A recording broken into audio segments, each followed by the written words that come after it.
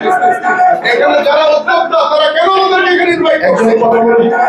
আমি জানতে চাই। দ্বিমত প্রকাশের স্বাধীনতা চেয়েছিলাম।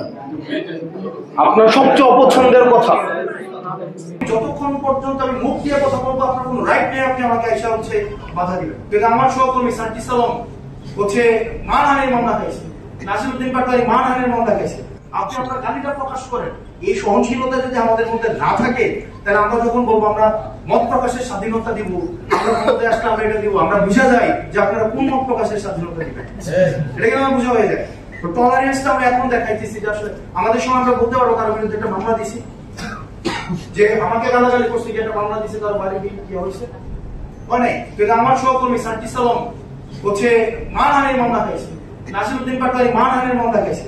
আপনি যতক্ষণ পর্যন্ত আমি মুখ দিয়ে কথা বলবো আপনার কোনো রাইট নেই আপনি আমাকে এসে হচ্ছে বাধা দিবেন। আপনিও মুখ দিয়ে আমাকে বলবেন, আমিও মুখ দিয়ে আপনার সাথে কথা বলবো। ইংল্যান্ডে কি হয়েছে? ইংল্যান্ডে কোনো কিছু লেখা বলা কোনো কিছু সেন্সর ছিল না, শুধুমাত্র দুইটা জিনিস ছাড়া, একটা হচ্ছে ব্লাসফেমাস আর একটা ছিল লাইবেলাস। যদি ধর্মীয় উস্কানির জন্য আপনি কোনো কথা বলতেন ওইটা নিষিদ্ধ ছিল, এটা দরকার না, সমাজে অস্থিরতা তৈরি হবে। আদারওয়াইজ আপনি যাকে নিয়ে ইচ্ছা তাকে নিয়ে কথা বলবেন, কোনো সমস্যা নেই।